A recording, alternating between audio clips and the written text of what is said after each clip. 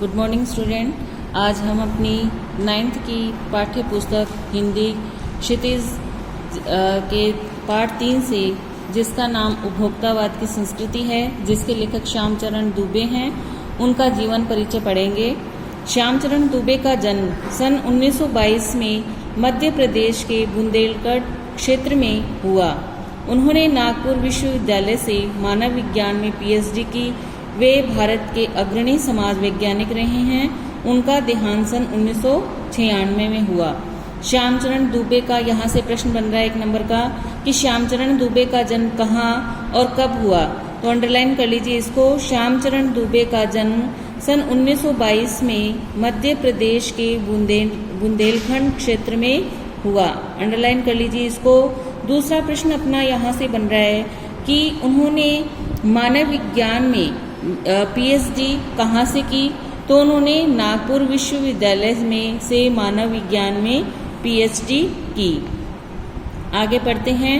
फिर ये तीसरा प्रश्न बन रहा है कि उनका देहांत, श्यामचरण दुबे का देहांत कब हुआ, तो श्यामचरण दुबे का देहांत सन 1996 में हुआ।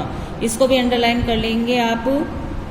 आगे पढ़ते हैं। मानव और संस्कृति, परंपरा और इतिहास बोध, संस्कृति तथा शिक्षा, समाज और भविष्य, भारतीय ग्राम, संक्रमण की पीड़ा, विकास का समाजशास्त्र, समय और संस्कृति, हिंदी में उनकी प्रमुख पुस्तकें हैं। इसको भी अंडरलाइन कर लेंगे आप। उनकी प्रमुख पुस्तकें कौन कौन सी हैं, इस पूरे पैराग्राफ को आप अंडरलाइन कर लेंगे। आगे पढ़ते हैं। प्रोफेसर दुबे ने विभिन्न विश्वविद्यालयों में अध्यापन किया तथा अनेक संस्थानों में प्रमुख पदों पर रहे। जीवन, समाज और संस्कृति के ज्वलंत विषयों पर उनके विश्लेषण एवं स्थापनाएं उल्लेखनीय हैं। उनके जो विश्लेषण है वो किस विषय में उल्लेखनीय हैं, इसको अंडरलाइन कर लेंगे। जीवन, समाज और संस्कृति के ज्वलंत विषयों पर उनके विश्लेषण एवं स्थापनाएं उल्लेखनीय हैं। आगे पढ़ते हैं। भारत की जनजातियों और ग्रामीण समुदायों पर केंद्रित उनके लेखों ने बहुत वृहद समुदाय का ध्यान आकर्षित किया है। वृहद यानी बहुत से लोगों का, समुदायों का। वे जटिल विचारों को तार्किक विश्लेषण के साथ सहज भाव में प्रस्तुत करते हैं। उपभोक्तावाद की संस्कृति निबंध बाजार की गिरफ्त में आ रहे समाज की वास्तविकता को प्रस्तुत करता है। अब प्रश्न यहाँ से बना कि उपभोक्तावाद की संस्कृति है वो किसको प्रस्तुत कर रहा है, किस विषय को प्रस्तुत कर रहा है, तो उपभोक्तावाद की संस्कृति निबंध बाजार की गिरफ्त में आ रहे समाज की वास्तविकता को प्रस्तुत करता है। इसको अंडरलाइन कर लीजिए। 1 नंबर का प्रश्न है अपना ये। आगे पढ़ते हैं। लेखक का मानना है कि हम विज्ञापन की चमक दमक के कारण वस्तु के पीछे भाग रहे हैं। हमारी निगाह गुणवत्ता पर नहीं है। संपन्न और अभिजन वर्ग द्वारा प्रदर्शनपूर्ण जीवन शैली अपनाई जा रही है, जिसे सामान्य जन भी ललचाई निगाहों से देखते हैं। यह सभ्यता के विकास की चिंताजनक बात है, जिसे उपभोक्तावाद ने परोसा है। लेखक की यह बात महत्वपूर्ण है कि जैसे जैसे यह दिखावे की संस्कृति फैलेगी, सामाजिक अशांति और विषमता भी बढ़ेगी। उपभोक्तावाद का मतलब क्या है? उपभोक्तावाद का मतलब है कि अपने आप जिसके पास जो भोग की वस्तुएं हैं या साधन हैं, वह क्या है, अपने आप को सुखी मानता है। और उपभोक्तावाद का मतलब होता है कि उपभोग का ही जीवन का उद्देश्य मानना। और मनुष्य क्या करने लग गए हैं कि अब भोग के लिए जीवित रहना चाहता है। जिसके पास भोग के साधन है, सुविधाएं हैं, वह अपने को सुखी मानता है। और उसमें उपभोक्तावादी संस्कृति के फैलाव के कारण एक हानि ये हुई है कि मनुष्य अपने चरित्र और जीवन शैली को तो भूल गया है और उपभोग को ही अपना परम सुख मानने लग गया है। एक शब्द अपने आया है दिखावे की संस्कृति।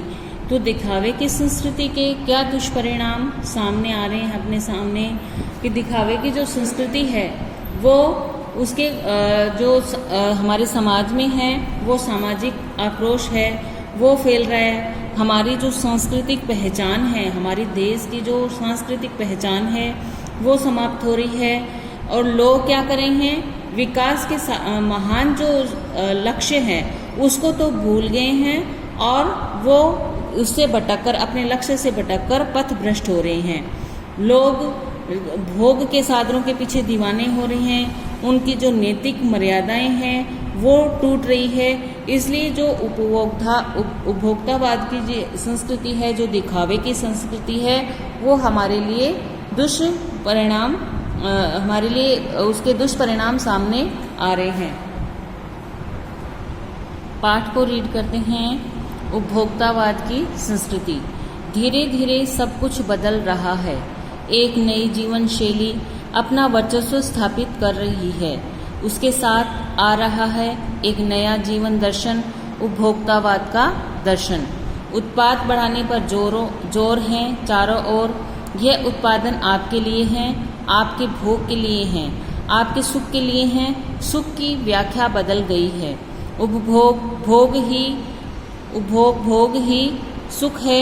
एक सूक्ष्म बदलाव आया है नई स्थिति में। उत्पाद तो आपके लिए हैं, पर आप ये भूल जाते हैं कि जाने अनजाने आज के माहौल में आपका चरित्र भी बदल रहा है और आप उत्पाद को समर्पित होते जा रहे हैं। विलासिता की सामग्रियों से बाजार भरा पड़ा है, जो आपको लुभाने की जी तोड़ कोशिश भी निरंतर लगी रहती है। दैनिक जीवन में काम आने वाली वस्तुओं को ही लीजिए। टूथपेस्ट चाहिए, यह दांतों को मोती जैसा चमकीला बनाता है, यह मुंह की दुर्गंध हटाता है, यह मसूड़ों को मजबूत करता है और यह पूर्ण सुरक्षा देता है। वह सब करके जो 3-4 पेस्ट अलग अलग करते हैं, किसी पेस्ट का मैजिक फार्मूला है। कोई बबूल या नीम के गुणों से भरपूर है, कोई ऋषि मुनियों द्वारा स्वीकृत तथा मान्य वनस्पति और खनिज तत्वों के मिश्रण से बना है। जो चाहे चुन लीजिए।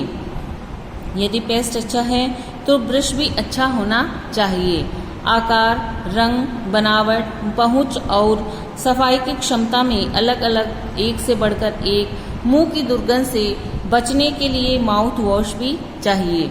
सूची और भी लंबी हो सकती है, पर इतनी चीज़ों का ही बिल काफ़ी बड़ा हो जाएगा, क्योंकि आप शायद बहुविज्ञापित और कीमती ब्रांड खरीदना ही पसंद करें। सौंदर्य प्रसाधनों की भीड़ तो चमत्कृत कर देने वाली है। तो स्टूडेंट, हमने ये पेज पढ़ा, इसमें से हमारा ये प्रश्न बन रहा है कि सुख की जो परिभाषा है वो पहले की अपेक्षा कैसे बदल गई। तो सुख की जो परिभाषा है वो आजकल इसलिए बदल गई क्योंकि आजकल जो मानव है वो उपभोग की वस्तुओं को ही सुख में मानता है, इसलिए इसकी जो सुख की परिभाषा है वो बदल गई। यहाँ से अंडरलाइन कर लीजिए, सुख की व्याख्या बदल गई क्योंकि उपभोग भोग को ही सुख मानता है, इसलिए इसकी सुख की परिभाषा है वो बदल गई। फिर अपना प्रश्न बन रहा है कि मनुष्य के बदले हुए चरित्र का क्या लक्षण है।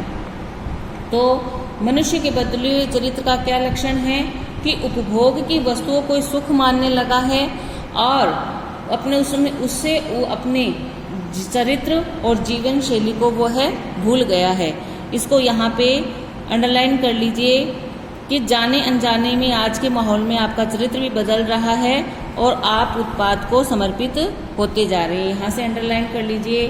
फिर अपनी यहाँ से प्रश्न बन रहा है कि आज बाजार में कौन सी वस्तुओं की भरमार है।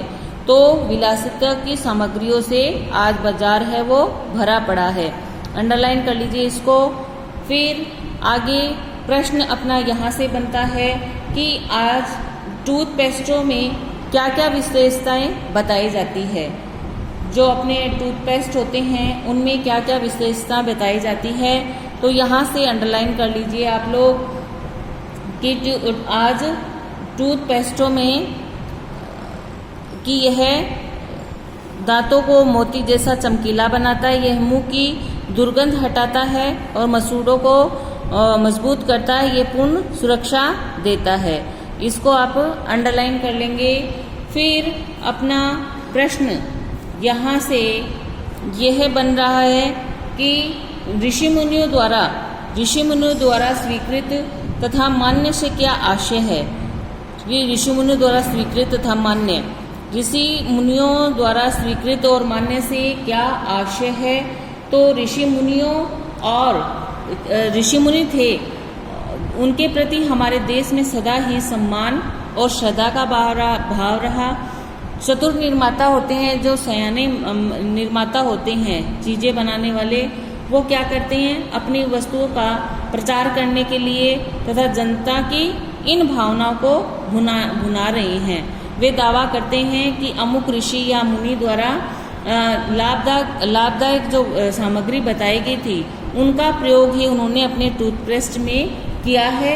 इसलिए ऋषि मुनि द्वारा स्वीकृत तथा मान्य का जो आशय है वो ये बतलाते हैं। इसको आप अंडरलाइन कर लेंगे। आगे पढ़ते हैं।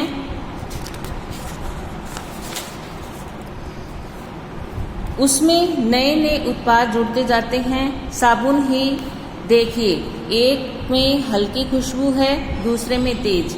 एक दिन भर आपके शरीर को तरोताज़ा रखता है, दूसरा पसीना रोकता है, तीसरा जर्म से आपकी रक्षा करता है। ये लीजिए सिने स्टार्स के सौंदर्य का रहस्य। उनका मनपसंद साबुन सच्चाई का अर्थ समझना चाहते हैं। ये लीजिए शरीर को पवित्र रखना चाहते हैं। ये लीजिए शुद्ध गंगा जल में बने साबुन। चमड़ी को नरम रखने के लिए ये लीजिए महंगी है, पर आपके सौंदर्य में निखार ला देगी। सम्राट महिलाओं की ड्रेसिंग टेबल पर 30-30 हजार की सौंदर्य सामग्री होना तो मामूली बात है। पेरिस में परफ्यूम मंगाइए, इतना ही और खर्च हो जाएगा। ये प्रतिष्ठा चिन्ह हैं, समाज में आपकी हैसियत जताते हैं। पुरुष भी इस दौड़ में पीछे नहीं हैं। पहले उनका काम साबुन और तेल से चल जाता था, आफ्टर शेव और कॉलोन बाद में आई। अब तो इस सूची में दर्जन 2 दर्जन चीजें और जुड़ गई हैं। तो स्टूडेंट, आज हम इतना ही पढ़ेंगे। कल इसका दूसरा पार्ट पढ़ेंगे। इस लेसन में अगर आपको जितना हमने पढ़ाया कुछ समझ में नहीं आया हो तो आप मेरे से पूछ लीजिएगा। Thank you. Have a nice day.